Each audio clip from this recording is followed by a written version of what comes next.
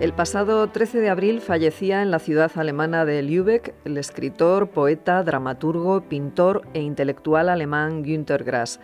Muy activo en la vida política de su país, recibió el Nobel de Literatura y el Príncipe de Asturias de las Letras en 1999. Hoy queremos recordarlo rescatando un par de programas que se emitieron aquí, en el espacio de Filosofía de la UNED en Radio 3, en mayo de 2005. Acababan de publicarse en español, en la editorial Galaxia Gutenberg, 2 tomos con su obra ensayística completa bajo el título común de Artículos y Opiniones. El primer tomo recogía todo lo publicado entre 1955 y 1971 y el segundo entre 1972 y 1997.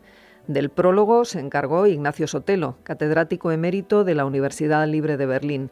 Antonio García Santesmases, catedrático de Filosofía Política en la UNED, charlaba con él, entre otros muchos temas, del compromiso político del escritor y ciudadano.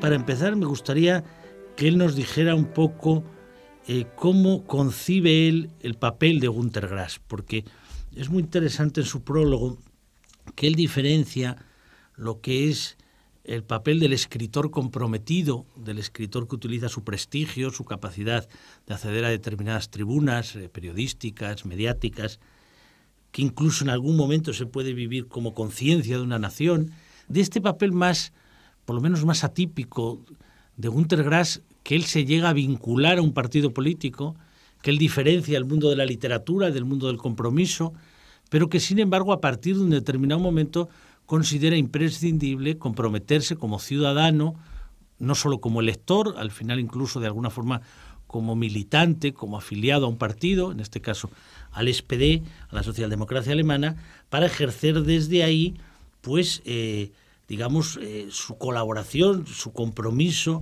con la ciudadanía. ¿Qué diferencias hay entre esta figura de Grass y otras de aquella época, como Sartre, por ejemplo, como lo que se predicaba desde otros ámbitos literarios o como la que todavía hoy sigue dándose en grandes figuras literarias que jamás están afiliadas a un partido, pero tienen un gran predicamento? Pienso en Goytisolo, en Saramago, en otros. Efectivamente, Günter Grass no se considera un escritor comprometido. Más aún, es muy crítico de este concepto y en aquel momento, en los años 50-60, efectivamente el modelo real de escritor comprometido era Sartre, y era Sartre el que había teorificado sobre el compromiso en el escritor. Y piensa que no se debe de ser un escritor comprometido quiere decir con la política, con la sociedad, con los problemas sociales de una sociedad, porque el compromiso del escritor es estético, es la capacidad literaria de expresión, y que lo que él es un ciudadano comprometido, que él como ciudadano tiene que ser comprometido como lo debe ser cualquier ciudadano, no en cuanto escritor, sino en cuanto ciudadano. Por eso llegaba a pedir que cuando él daba conferencias políticas, y algunas completamente partidarias, porque era pedir el voto para el SPD, no se le pusiera, como en los periódicos se le ponía en las páginas de cultura, el escritor Günter Grass apoya al SPD, sino que se le pusiera en las páginas políticas, porque era el ciudadano, en cuanto ciudadano, el que argumentaba a favor del voto por la socialdemocracia. Pero no tenía nada que ver con el escritor y pensaba que su literatura estaba al margen de todo tipo de compromiso político. Lo cual no es tan cierto porque efectivamente podemos seguir sus novelas estructuradas según las posiciones políticas personales que tiene en cada momento. Pero esto no quita que distinguiera muy claramente entre escritor comprometido y ciudadano comprometido, que no lo distinguía de cualquier otro ciudadano porque pensaba que en una democracia el ciudadano tiene que estar comprometido con el proceso democrático.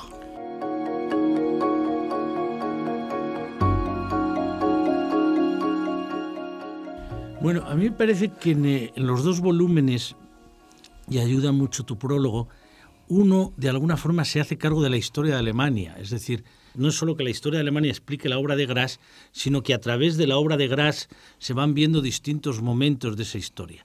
Lo digo por lo siguiente, porque me parece de gran interés dos elementos biográficos que tú explicas, que tú narras en tu prólogo. Tú dices, bueno, en un momento determinado Grass se siente concernido por la política inmediata, de alguna forma salta y de alguna forma sitúas ese momento cuando a finales de los 50, principios de los 60, se hace una campaña muy fuerte contra Willy Brandt, se le acusa de haber estado exiliado y hay momentos donde él dice, bueno, ¿qué país estamos construyendo que no tiene lugar para los exiliados? Yo quería que de alguna forma transmitieras un poco esa combinación entre ese joven adolescente que estaba en las juventudes hitlerianas, ese soldado que es apresado por los norteamericanos, ese hombre que de pronto tiene choque con la realidad al ver los campos de concentración, y ese recuerdo que está siempre presente en su obra, en su biografía, en su pensamiento, y que le hace saltar en un momento determinado cuando se acusa a alguien de haber abandonado la patria justamente porque estaba siendo perseguido. Entonces él de alguna forma lo ve como un síntoma más de una Alemania que no quiere reconocer su responsabilidad en lo que fue el ascenso del nazismo desde el año 33 o su responsabilidad en lo que es todo el desarrollo hasta el año 45. ¿Cómo nos puedes explicar un poco lo que él vivió y lo que le hizo saltar en un momento determinado? Günter Grass es un marginal en el sentido que nace y pasa los primeros 15 años de su vida en Danzig, que es un enclave. Y es un marginal en cuanto su madre pertenece a una minoría lingüística eslava y que, por lo tanto, el alemán es el idioma del padre, es el idioma de la cultura, pero ha nacido en un bilingüismo que hace que efectivamente como escritor, yo creo que esto le da una dimensión nueva porque el escritor que aprende su propia lengua desde fuera tiene una capacidad de expresión distinta del que nunca ha tenido el bilingüismo desde el nacimiento. Y en ese mundo de enclave el nacionalsocialismo fue omnímodo, indiscutido.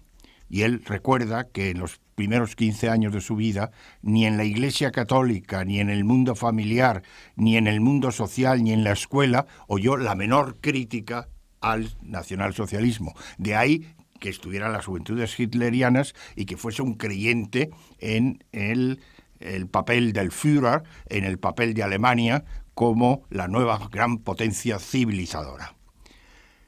Efectivamente, cuando está prisionero de los americanos y estos le llevan a Dachau, a un campo de concentración cerca de Múnich, él creía en principio que todo esto de los campos de exterminio era propaganda de los aliados, no era concebible que los héroes que él había querido y respetado de tal forma pudieran ser criminales de esa calaña. Y ahí recibe un golpe que es definitivo en su estructuración porque ya le va a ser muy difícil creer en partidos, creer en política.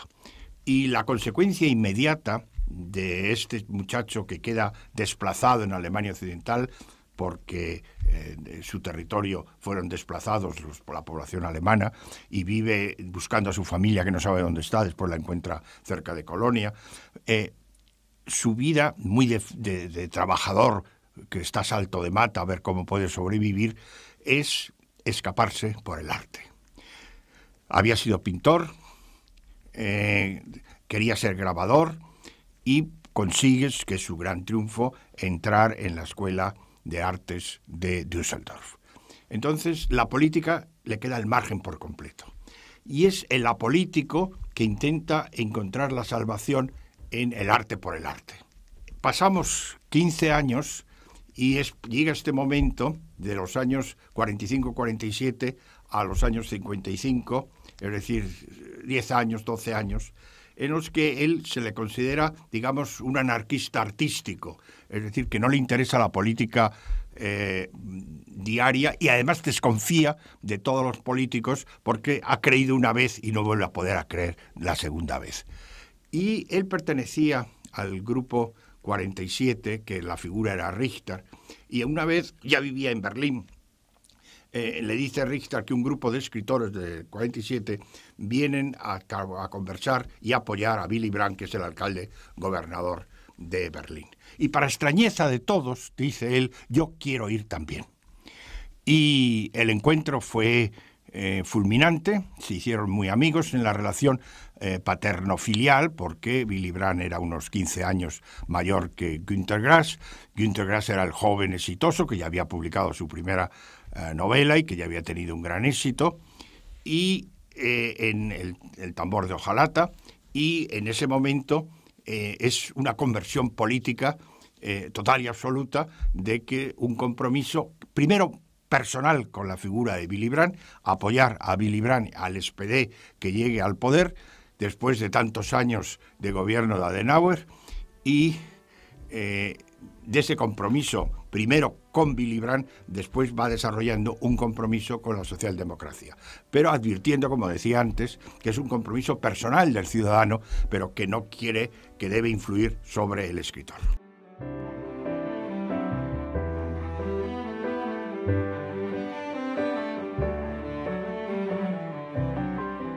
Y ahí es donde aparece ese momento, que es el que queríamos rescatar, y que quizás nos permite también que digas algo sobre la figura de Adenauer, al que él dedica un epitafio a un adversario, uno de los escritos que aparece recogido de Grass.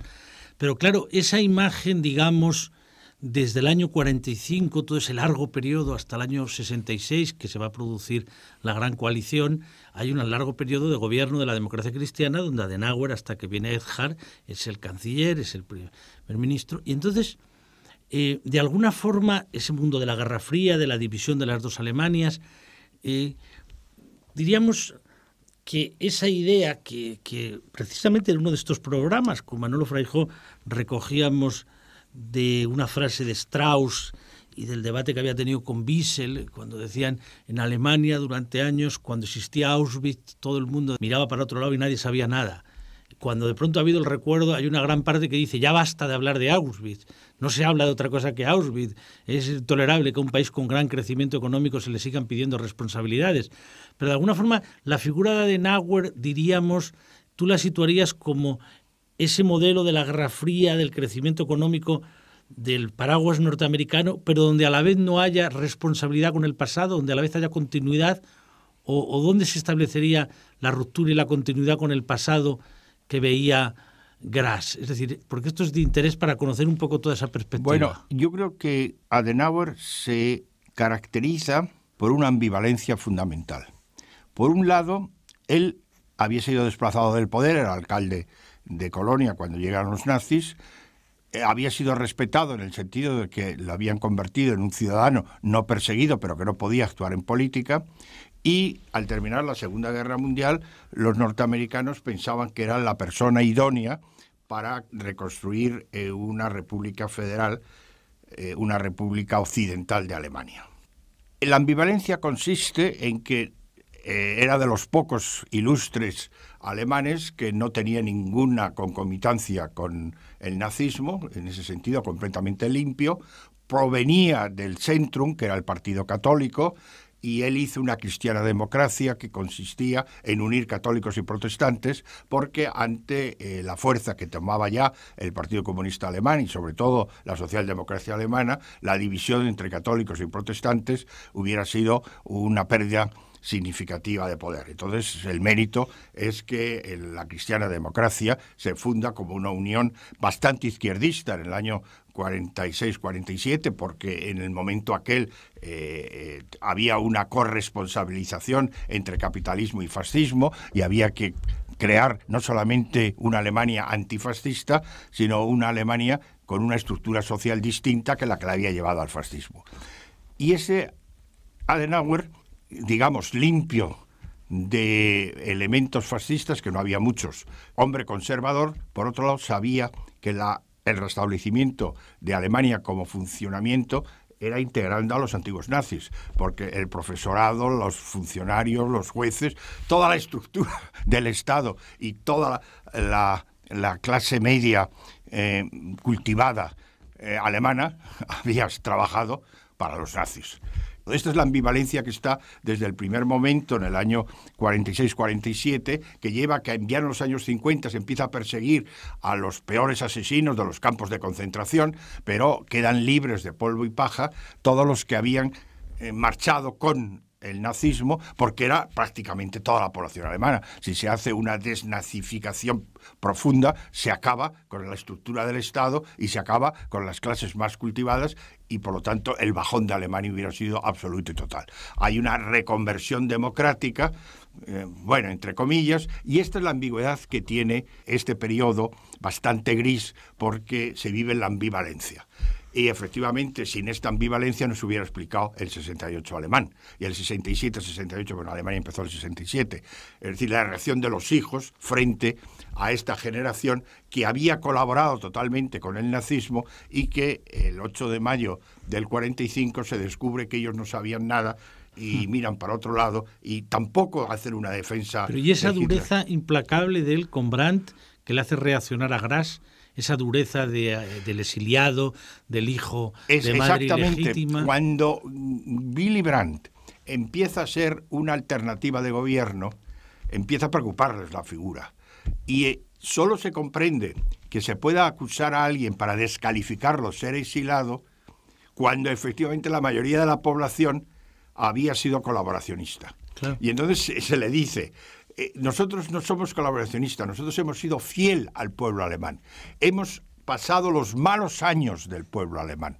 Yo lo he vivido un poco también en España, cuando en el año 76 se nos decía a los que volvíamos del exilio: ¿qué suerte habéis tenido? Nosotros hemos padecido el franquismo durante 40 años, hemos luchado desde el interior y vosotros fuera habéis podido tener unas posibilidades de conocimiento y de desarrollo que no hemos tenido nosotros. Bueno, en cierto modo era el mismo argumento. Nosotros nos hemos quedado al interior, hemos padecido este régimen, este señor es un exilado, lo tomó muy fácil. Y en último término, exilado puede decir colaborador con los enemigos.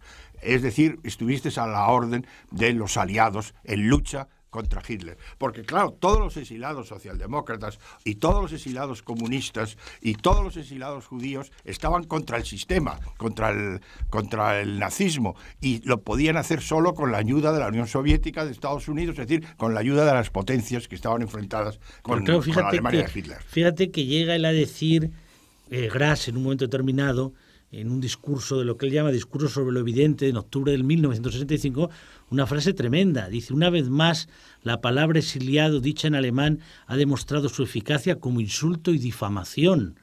La humillación que se infirió después de la guerra al exiliado retornado Thomas Mann, la que se le sigue haciendo hasta hoy mismo en el lugar de los hechos, la Universidad de Bonn, al gran fallecido, que sigue sin volver a estar naturalizado, se le ha hecho en una medida aún más espantosa al alcalde de Berlín, Willy Brandt, porque una ley no escrita dice en Alemania: los exiliados no pueden volver. Es una frase tremenda. Porque fueron traidores. Claro. Porque fueron traidores al pueblo alemán. Porque en el momento en que el pueblo alemán tenía que estar con Hitler, prefirieron estar con el enemigo. Yo recuerdo todavía otra historia, la de René Koenig, que era un sociólogo importante de mi generación y fue mi maestro en Colonia. René Koenig tenía madre francesa y se exila en el año 33. Y cuando vuelve, y es catedrático de sociología en Colonia, por lo bajín siempre se decía: es que era judío. No era judío, pero es el que era judío todavía se le toleraba que se marchase, porque la persecución era tan evidente que todavía le decían: bueno, si era judío y se marchó está bien, pero no siendo judío y no siendo comunista y no siendo socialdemócrata, el haber abandonado a Alemania porque no se podía aguantar aquella dictadura lo hacía sospechoso al máximo.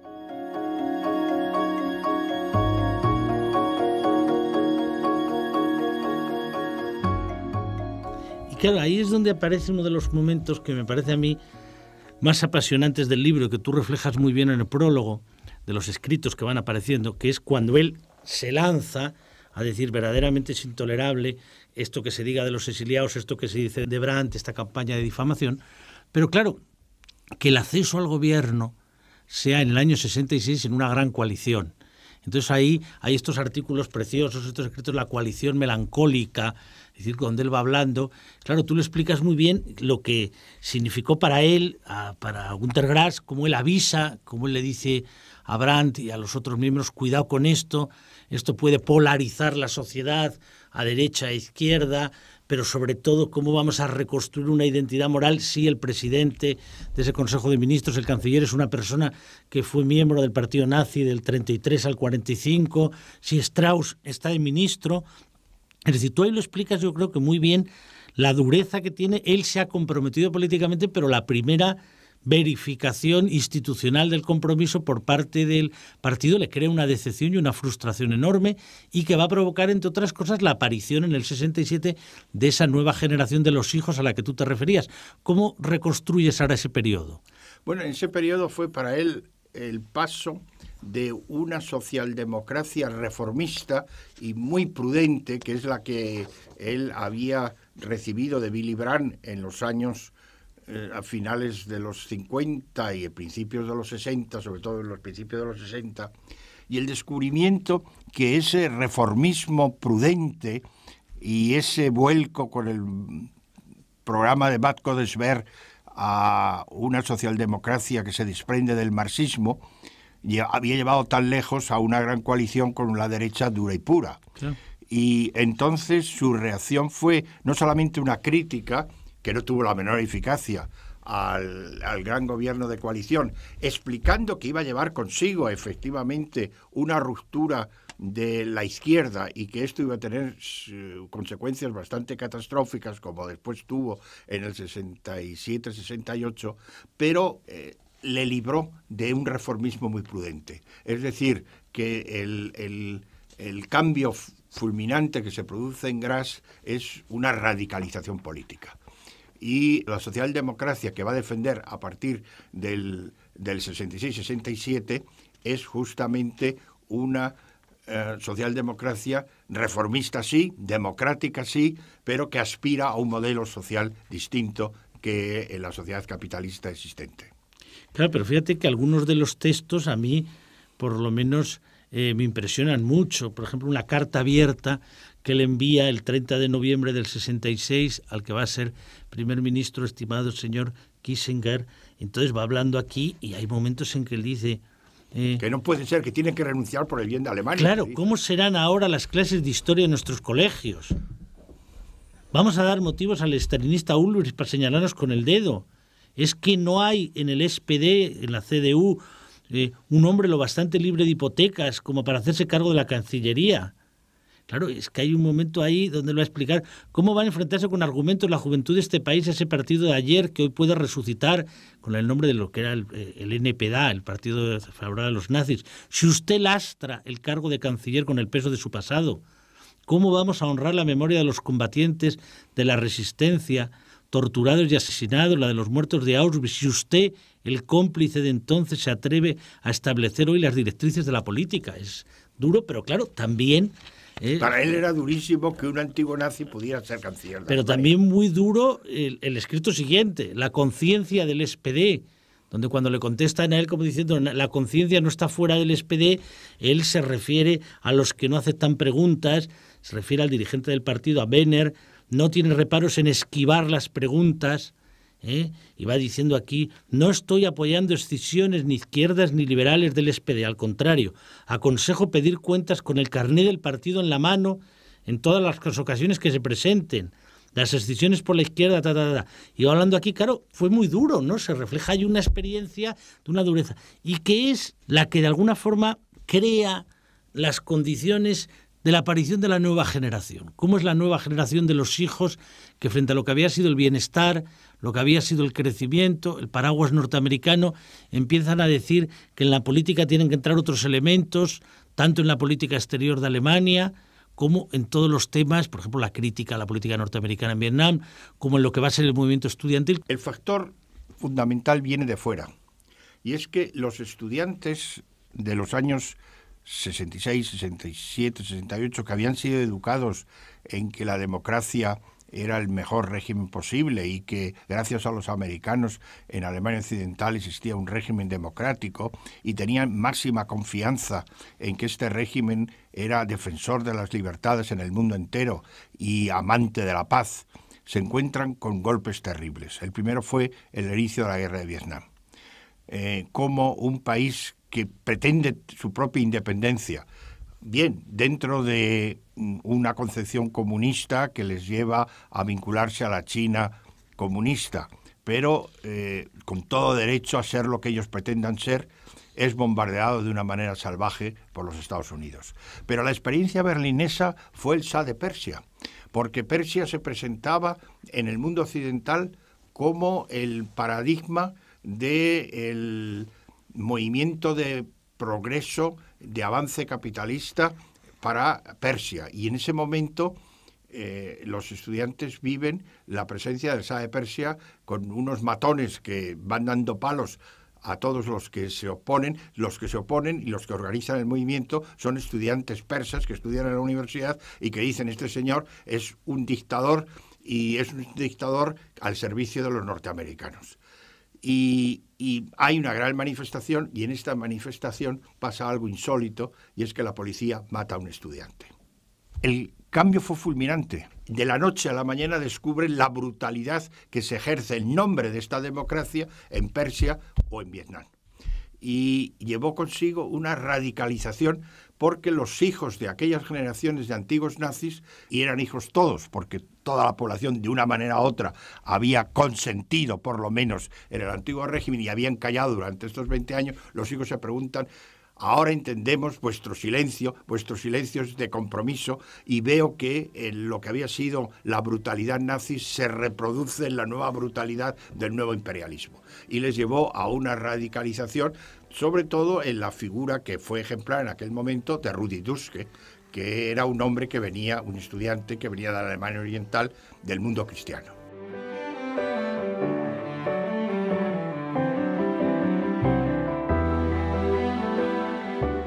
Es interesante, por el momento, de lo que vive Alemania, el contraste que él establece no solo con lo que se vive en Estados Unidos o en París, sino con lo que se vive en Praga. A mí me ha impresionado mucho ese escrito. Es decir, es como si Grass, por un lado, viviera el problema del alineamiento de la política exterior alemana con Estados Unidos y lo que está siendo el comportamiento en aquel momento de los americanos, pero a la vez tuviera una gran sensibilidad para entender lo que se está pidiendo desde la primavera de Praga, una sensibilidad que, por lo que se ve ahí, él no acaba de ver que estuviera difundida suficientemente en muchos de los sectores del movimiento estudiantil o de la nueva izquierda estudiantil que iba apareciendo.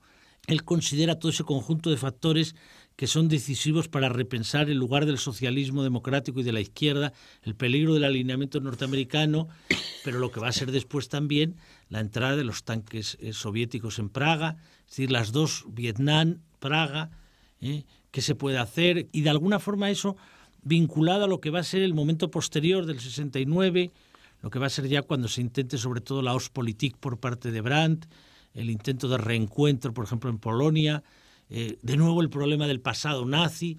¿Cómo ves tú todo ese momento que se va dando ahí ya, de esa nueva generación que aparece y de esos nuevos problemas que se presentan? Los que eran los representantes de una izquierda reformista, los grandes intelectuales del momento, Adorno, Horkheimer, Habermas, en el mundo literario, Enzensberger o Günter Grass, quedaron completamente desplazados por la radicalización revolucionaria del movimiento estudiantil.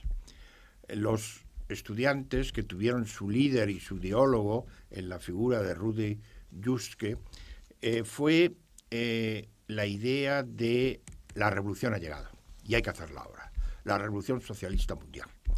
En una crítica a la burocracia soviética y en una crítica al capitalismo, pensaban que había que hacer la revolución en aquel momento, utilizando, si era necesario, la violencia, una violencia, digamos, que se reducía a la lucha en la calle, a boicotear periódicos que se consideraban causantes de la desinformación, como el Bild Zeitung. Y estos intelectuales, que habían sido los que estaban en la avanzadilla, quedaron desfasados, pero sobre todo fueron muy críticos de este movimiento. La expresión fascismo de izquierdas de Habermas, y Günter Grass también se mostró muy crítico, pero dispuesto a discutir con los estudiantes, sobre todo con el concepto revolucionario.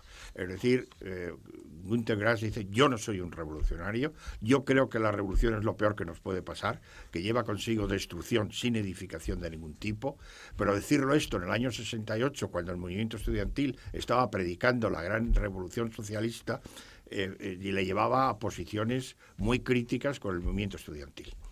Lo curioso entonces es que los que habían sido los líderes ideológicos y políticos dentro de los intelectuales de la crítica al periodo de Adenauer fueron los que fueron más criticados por el movimiento estudiantil, y son los que se obligan a distanciarse de este movimiento.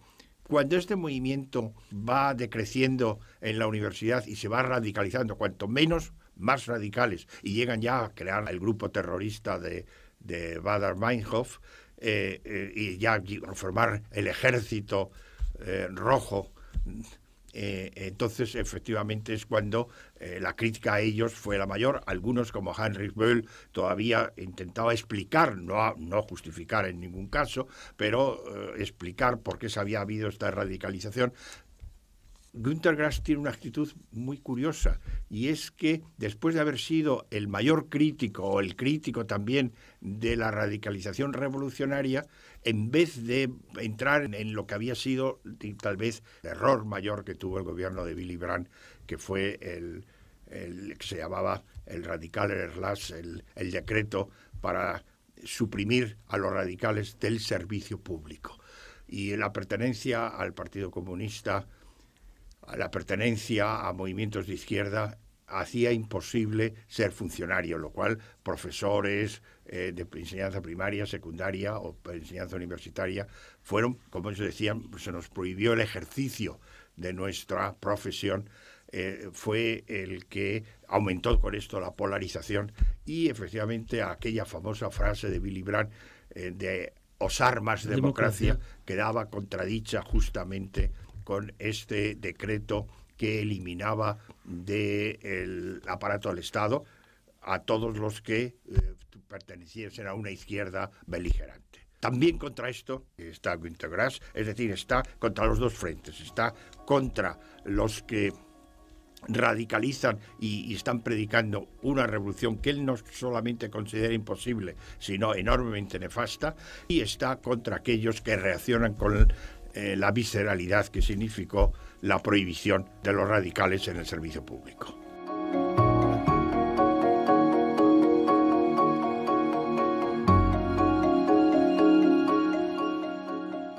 Y hay un momento que enseguida se produce la coalición con los liberales, Brandt va teniendo cada vez un protagonismo mayor, y a mí me interesa ver un poco ese momento de la dimisión de Brandt. Lo digo por dos elementos. Primero, por toda la historia casi literaria y novelesca que hay sobre este tema, el espía que la RDA había introducido en su equipo, en el equipo de Brandt.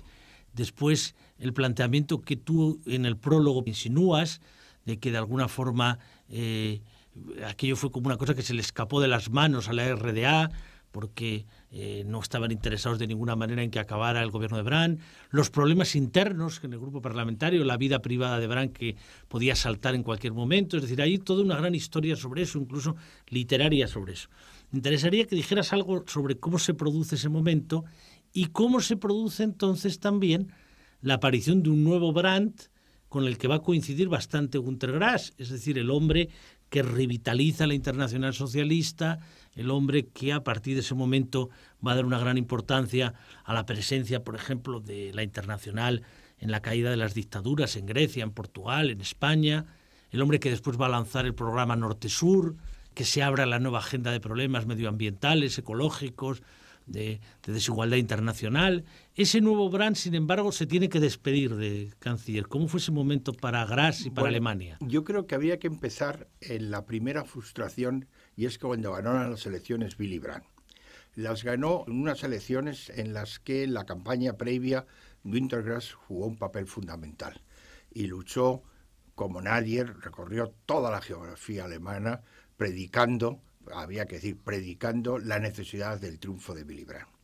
Y cuando Willy Brandt llegó al poder y formó su primer gobierno, todos los que habían sido sus amigos y sus colaboradores, eran ministros, tenían mucho que hacer y se olvidaron de que Günter Grass existía.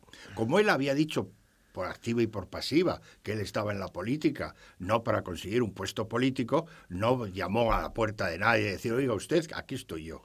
Pero lo que sí es cierto, aunque él a veces lo dice entre líneas y le cuesta trabajo decirlo, es que fue una gran frustración.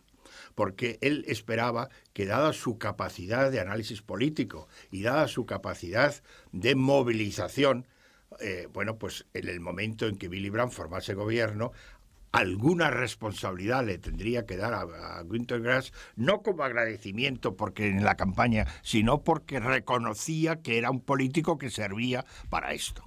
Esta fue su primera frustración porque, claro, el contacto que había tenido con Willy Brandt y con todos los líderes socialdemócratas durante la campaña desapareció en cuanto llegaron al poder, y ya con el canciller Willy Brandt los contactos fueron ya muy esporádicos y él tuvo que volver a lo suyo, que era a la literatura. Esto había que decirlo porque después, cuando llega la dimisión de Willy Brandt, en un momento en el que él ya había tenido un distanciamiento importante, porque había tenido esta frustración de que nadie había recurrido a él cuando él pensaba que había mostrado ciertas capacidades que le harían indispensable en el primer gobierno presidido por Willy Brandt, porque el anterior de coalición era presidido por Kissinger.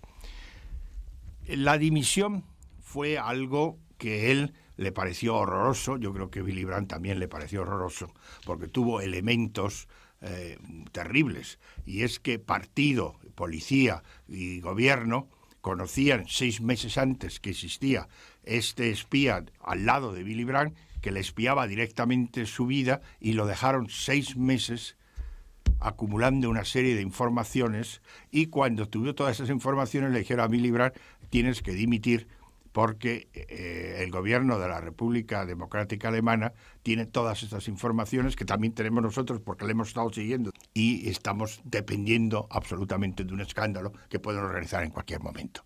Hombre, a Willy Brandt le pareció una gran traición, y a Günter Grass también. Pues señores, si ustedes saben que hay un espía, me avisan al minuto siguiente y no dejan 6 meses que siga actuando.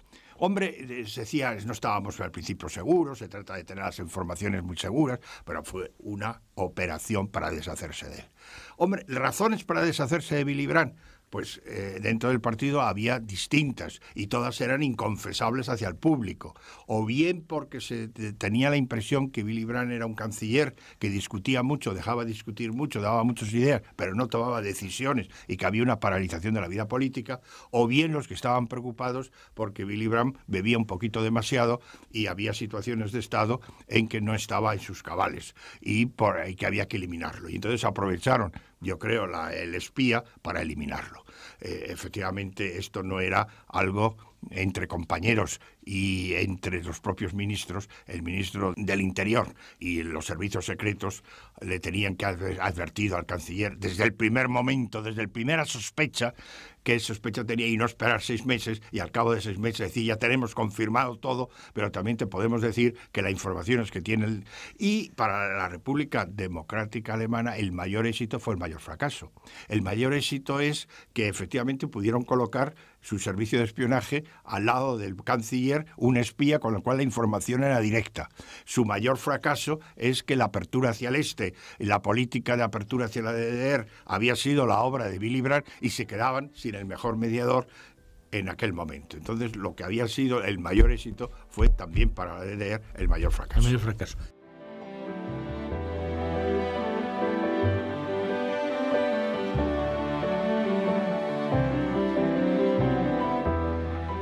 Y ahí viene el momento de cierta reconstrucción de lo que hay que entender a partir de entonces por socialismo. Por ejemplo, tenemos ya en el segundo volumen uno de los trabajos de más interés para seguir un poco el debate teórico, que es un trabajo, una conferencia que da Grass cerca de París, que llama 7 tesis para el socialismo democrático, donde él va explicando la situación en la que se encuentran los partidos socialistas, los partidos socialdemócratas, el objetivo de implantar una democracia de base, las dificultades de que tiene que partir la socialdemocracia, donde no hay nunca un objetivo final y una revisión permanente, pero ese contexto a la vez donde ya él está hablando, fijémonos, febrero del año 74 ya ha ocurrido el tema tremendo de la caída del gobierno de Allende por Pinochet con el apoyo norteamericano en septiembre del 73.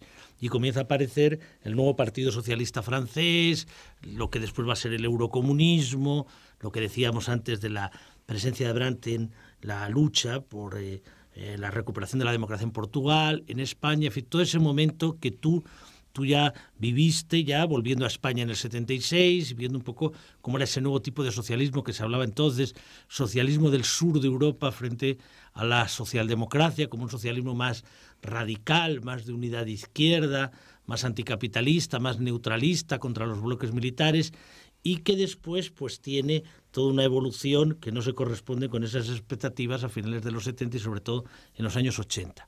Pero sí interesa entonces plantearnos la interrogante, aunque tengamos que ir un poco de prisa, de llega un momento que el SPD abandona el gobierno, en ese momento antes de las elecciones en España. Y entonces antes de las elecciones y comienza a ver las grandes movilizaciones, despliegue de los euromisiles, la doble decisión de la OTAN. De pronto una cosa que le preocupaba mucho a Gras, que tú hablas, que en un momento determinado estaba continuamente llevando incluso la reflexión de los Academia de las Artes sobre el tema ecológico, el tema del peligro de guerra. Entonces como si todo hubiera cambiado, el peligro de un choque de las dos superpotencias, el miedo a una guerra nuclear. Es decir, y de alguna forma pues ese SPD que está en la oposición comienza a posicionarse cerca de la nueva izquierda que ha ido apareciendo de los verdes. ¿Cómo se vive ese momento en Alemania? ¿Cómo va surgiendo? Porque es una nueva izquierda ya muy distinta a la que habíamos dejado a finales de los 60 y principios de los 70. Ya es una nueva base social ecopacifista. El dato fundamental es que hasta la crisis del 68 y después en los primeros del 70, la política para Günter Grass y para los alemanes es un horizonte nacional. Después de los años 75, cuando ha caído ya la dimensión, es una dimensión global. Es cuando se toma la conciencia de la globalización en el sentido de que tenemos los problemas fundamentales que atañen a cualquier país, sobrepasan con mucho las fronteras de un país. ¿Qué sentido tiene hablar en Alemania de los pequeños problemas de la estructuración económica y social, de cómo se resuelve este y aquel problema, cuando una guerra atómica puede acabar con Alemania, con Europa, con el mundo en muy pocos minutos? ¿Qué sentido tiene hablar de desarrollo capitalista en Alemania si en el tercer mundo, si en el mundo semicolonial la dimensión de pobreza va creciendo? ¿Qué sentido tiene estar planteando los problemas internos cuando el clima puede cambiar y puede acabar con una parte de la humanidad con catástrofes naturales? Es decir, este es el salto fundamental, pasar de la conciencia de que la política se resuelve dentro de la propia nación y no hay más perspectiva que la nacional, a pasar en los años 70 a una perspectiva global. Los problemas fundamentales, que es el de la paz, que no haya una guerra atómica, que es el ecológico, que no acabemos con la naturaleza, y tercero, que acabemos con la pobreza y con el subdesarrollo. Esos son los tres grandes problemas, que son los problemas de sobrevivencia para cualquier nación. Y son los problemas fundamentales de cada nación, no se pueden resolver en el ámbito nacional. Y es el salto que da la nueva izquierda socialdemócrata, que dentro del partido socialdemócrata, dentro del aparato, no se le da ningún juego. Es decir, el choque es entre esta postura que también lleva Günter Grass y que cada vez lleva más la base del partido, y la política del aparato que sigue planteando dentro de la dimensión nacional y en las estructuras de política exterior ya planteadas, pertenencia al mundo occidental, supremacía hegemónica de Estados Unidos, etcétera, etcétera. Estos son puntos que no se pueden tocar. Y lo que lleva es a la ruptura del Partido Socialdemócrata. Los verdes es una escisión. de la socialdemocracia. Günter Grass no participó en los Verdes, mantenía las mismas tesis, pero él creía que había que resolver esta contradicción en el interior de la socialdemocracia. Y como él ya se había hecho miembro del partido, después él se hizo miembro del partido cuando el partido perdió el poder. Es decir, hasta entonces, mientras que estuvo en el poder, lo consideró que no debía ser miembro del partido, pero en el momento que perdió el poder en el 81 o en el 82, entonces efectivamente se hizo miembro del partido. Pero como militante quería mantener la unidad por encima de todo. Wölf sí que apoyó mucho al movimiento de los Verdes, y el gran defecto que tuvo entonces la socialdemocracia es no saber asimilar este nuevo movimiento dentro de sus propias filas, porque la ruptura le hacía mucho más difícil volver al poder. Después han vuelto al poder cuando han podido hacer una coalición de verdes y socialdemócratas, quiere decir los que se habían dividido, los que habían salido de la socialdemocracia, vuelven a la socialdemocracia.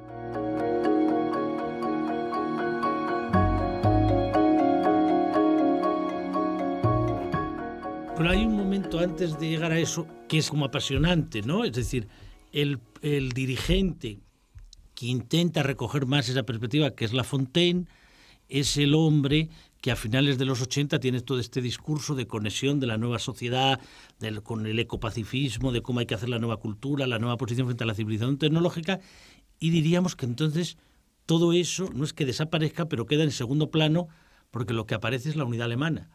Es decir, lo que, según la idea de Smith, las nuevas generaciones algún día verán, de pronto surge la unidad alemana. Y ahí recoge el segundo volumen textos muy críticos de Grass en relación a la unidad alemana y su última gran diferencia con Willy Brandt. Efectivamente, toda la izquierda socialdemócrata estaba en contra de la anexión de la República Democrática Alemana a la República Federal, de que había que haber procesos convergentes. La teoría de la convergencia entre el este y el oeste había sido una teoría que estaba bastante de moda en la izquierda en los años 80 y se quería aplicar al proceso de la unificación de los dos estados. No es que estuvieran en contra de la unificación de Alemania, estaban en contra de la simple anexión y querían un proceso de convergencia, es decir, una república democrática verdaderamente libre. Tenía que ser ayudada por la República Federal a desarrollarse económica y socialmente para que pudiera llevar una convergencia que significaba cambios importantes, aprovechar el momento histórico de la posibilidad de la unificación para hacer cambios que eran necesarios en la Alemania occidental y para hacer cambios en la Alemania oriental, cambios de ambas partes que llevaran a una convergencia. Esto se mostró que era absolutamente imposible. Era la gran idea de la izquierda. Era, por fin, vamos a acercarnos a un socialismo democrático. Tenemos que democratizar, en el sentido de socialismo, a la Alemania occidental y tenemos que democratizar el viejo sistema de la Alemania oriental y entonces vamos a ir a la realización histórica del ideal del socialismo democrático. Esto fue, efectivamente, tanto en Lafontaine como en Günter Grass, ideas claves, como lo fue prácticamente en toda la izquierda, la ilusión de la convergencia. Pero esto chocó con dos datos durísimos de la realidad. El primero, el que la coyuntura histórica de hacer la unificación había que aprovecharla en muy poco tiempo. Y lo hizo Gorbachev en el Cáucaso discutiendo con las condiciones que se hacía y por lo tanto no había tiempo para ninguna convergencia. Pero lo peor para la izquierda es que la población de la Alemania Oriental quería la anexión. Y quería la anexión sin condiciones, porque partían del supuesto, falso supuesto, pero no había forma de convencerles de que en el momento que entrasen en el marco occidental y entrasen como formar parte de la Federal de Alemania, iban a tener los niveles de vida exactos, era subirse a ser ciudadanos normales de la Alemania occidental. Esa frase que él repite muy bien, dice que cuando decía aquello de somos el pueblo frente a la burocracia y después dice somos un pueblo. Ese momento que aparece en la identidad nacional, con lo cual se plantea un problema allí que muchos... Claro, decir somos un pueblo significaba y queremos vivir como viven estos. Claro, Por la diferencia de niveles de vida era inmensa. Que ahí Brandt sí lo ve más. Dice, lo importante es a partir de ahora ya vivir juntos, ¿no? Sí. Entonces, claro, eso plantea ya una enorme cantidad de problemas de los que el libro se refiere a algo hasta el año 97. Yo quería que dijeras algo sobre la despedida a Brandt, porque es como la vida de dos hombres. Él hace la despedida a pesar de ese tipo de diferencias que habían tenido. Bueno, el momento de mayor ruptura, digamos, sentimentalmente la ruptura con Willy Brandt se produce cuando Willy Brandt llega a ser canciller y se olvida que Günter Grass, su hijo querido, existe. Pero esto él lo tapa porque es para Günter Grass es muy desagradable decir, hoy estoy un poco frustrado porque no me han llamado, esto no está bonito. Pero la gran ruptura fue cuando la unificación, porque Willy Brandt decía, hay que hacer la unificación ahora y como se pueda, lo antes posible, porque estas coyunturas históricas son únicas, y él dice, no, hay que hacerlo con procesos, y entonces ahí las diferencias fueron totales. Ahí fue la mayor ruptura y ya la diferencia última, es decir, la evolución de uno y otro ya va por caminos muy distintos. Y es cuando además él un poco antes había aprovechado un choque con la socialdemocracia para salir del partido. Él ya salió. Pero sin embargo, partido. Ya casi con eso terminamos. Octubre del 92, un hombre con trasfondo, cuando habla de Brandt, dice, a grandes rasgos puede decirse que la política del canciller Willy Brandt dio fruto incluso mucho después de su retirada. Y por eso hoy, en plena fase de decadencia de la cultura política, sigue siendo un ejemplo digno de ser seguido. Brandt, y bueno, va haciendo todo un elogio a todo lo que significa. Bueno, pues recomendamos muy vivamente la lectura de estos dos volúmenes porque pueden ayudar a iluminar la obra de un gran escritor, pero a entender también mucho mejor los grandes debates intelectuales que se han dado en Alemania a lo largo de todos estos años. Y agradecemos haber tenido aquí a un prologuista excepcional como Ignacio Sotelo, que nos ha iluminado sobre la obra de Günter Grass. Nada más y muchas gracias.